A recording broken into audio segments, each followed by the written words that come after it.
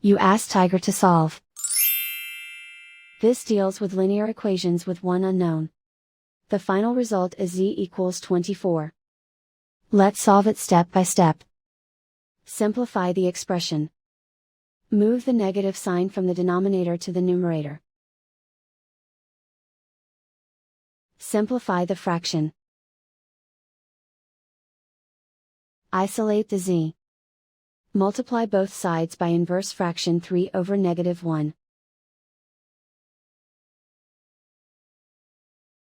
Group like terms. Multiply the coefficients.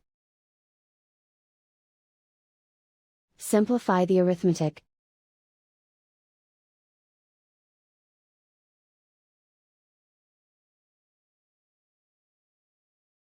And so the final result is z equals 24.